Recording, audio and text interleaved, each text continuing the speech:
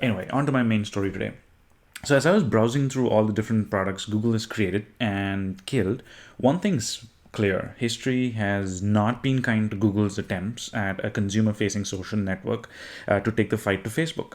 I actually think Google has come up with a product, though, in the last 2 to 3 years that has some of the ingredients of a social network, and we all use it. The word social is debatable, so let's see. But before I reveal what that is, I first need to build my case. So I'm going to leave this blur for now. You see, at the heart of the battle between Facebook and Google is the share of a user's free time. The more you spend time on their products, the more likely you're going to click on an ad served by them. That's the theory, at least. Take a look at this chart. This is pretty much what every major tech company and your family is fighting for, which is your free time. Spotify wants you to listen to their songs. Netflix wants you on the streaming platform for as long as possible. Microsoft wants you on their LinkedIn social network. And yeah, we spend 80 minutes on Netflix and 50 minutes on Facebook. Now let's take Google. We just spend 6 minutes on Google search every day and a considerable 40 minutes on YouTube, which is not bad. But if YouTube accounts only for 10% of overall Google revenue, Google's making more than $120 billion from the 6 minutes that users spend on their search platform every day. That's compared to Facebook's 70 billion that it gets from the 50 minutes you spend on Facebook's platform. So to me, that revenue number of more than $100 billion from just those 6 minutes that you spend is what probably Google is thinking in terms of what they need to do next to compete with Facebook. And that's an incredibly thin ledge to be on if you are Google. In fact, Google's attempt at a social network is just like the movie Man on a Ledge. As a one-star reviewer put it on IMDb, this movie seemed interesting at first, but then you realize there's nothing to it.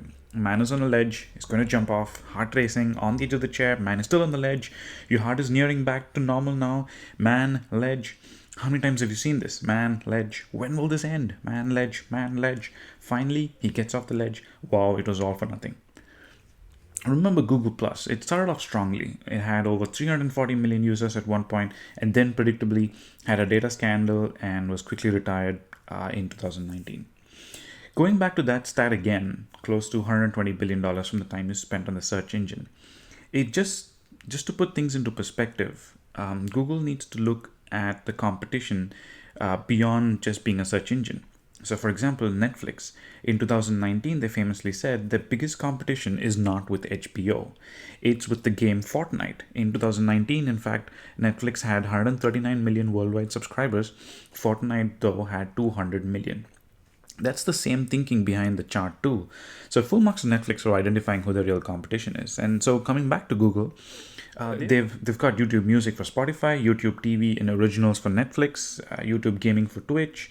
But beyond Google Plus, they've not had a social network.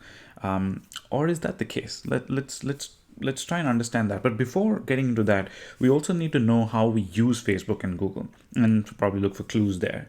Simply put, you go to Facebook to waste time, and you use Google so that you don't waste any time. So think about it. The most asked question on Google in 2015 was, what's 0 divided by 0? And you use Facebook like a fridge.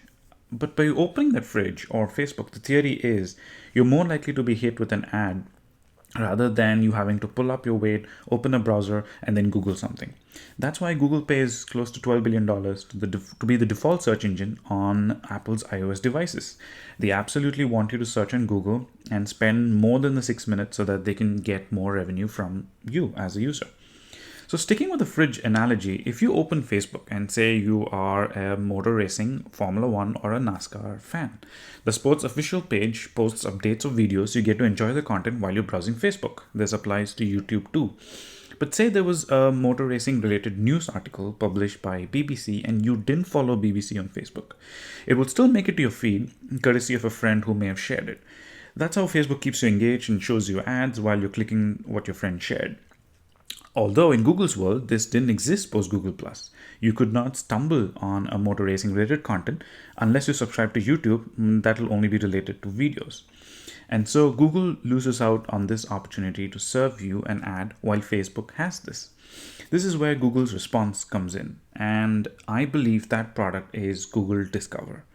Many of you might be thinking, I already knew this. What's there to know about this? What's there to discover about this? But think about it, right? I mean, if you had used Google Plus and you recollect the top features that they had, they were photos, circles of friends, and communication using Hangouts. There was also this feature called Sparks, which not many of us used. And if you connect the dots, Google Discover is nothing but an offshoot of Sparks. Google Photos was born out of Google Plus Photos, and Google Meet is effectively what Hangouts used to be. So Google Photos and Discover now actually have 1 billion users each. And Google Meet is huge currently among business users given the COVID situation. So and that's something to take a second and think about, because they had a social network that had 343 million users, and they split it into three different products, and two of them are already 1 billion user product universes for Google. And in both those cases, we actually use them as end-to-end experiences. So instead of growing a failed social network like Google Plus, they actually retired it to business users and created 2 billion user products for Google. So I think that deserves, and that, we need to give Google a lot of credit for that. But you might be thinking, why do I call Google Discover a secret social network? So let's address the network first. So Google Discover helps you get updated on the latest interests, similar to Facebook. These interests are populated among users of Google Discover, and even if a friend on a social network didn't take the action to share something, the AI computer from Google would do so for you on Discover. Think about it. If it wasn't that important, would Google really put up those Discover recommended topics on their search engine page? Of course, this is only limited to the mobile apps that Google has today, but they've made a huge bet on Discover, and with 1 billion users, it's starting to pay off.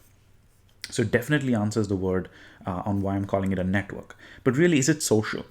So if you take Netflix's top 10 features, say Netflix on the whole has 100 users, just as an example. If you're the 100th user and 99 users have watched Ozark, Ozark is most likely going to show up as a number one show on that list to you.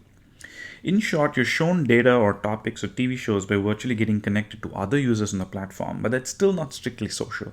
In that, you don't know what others are doing during Christmas or Thanksgiving, or who graduated, or who from your network has started a company or an interesting community that you can be part of. But if your revenue model is serving ads, does this part really matter?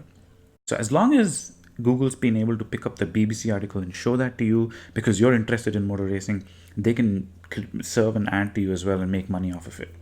So don't get me wrong, Google will certainly come up with a true social network and try again. It's just a matter of time. Last week, we saw their Skunkworks team launch Google Keen, a Pinterest-like app to manage interests, but also bringing a lot of social connections into focus. The app is quite buggy and keeps crashing on Android, but they're trying. And quite honestly, I won't be surprised if Google Photos evolves into an Instagram competitor very soon. They already have Instagram-like stories for your private photo collection, which they rolled out a year back. In fact, as I was editing this video, Google just announced a redesigned app prioritizing maps and the places you've been to as well. So in the meantime, and final point on this, Google's made strides to take more of your free time to themselves, and in the process created Google Discover. Whether it's social or not, creates a good level of engagement for all your scrolling pressure. And just like you would on Facebook, right? Just that with Discover, you don't have to be constantly updated about a birthday of an absolute stranger that you happen to add many, many years back. So love to hear what you thought about this video, and if you agree whether Google is onto something with respect to Google Discover, in the comments below. Thanks for watching, and if you like this video, do give me a like and subscribe to this channel.